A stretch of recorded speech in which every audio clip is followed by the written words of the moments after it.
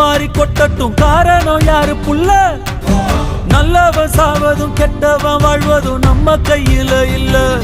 உசிரே நீதானே நீதானே நடல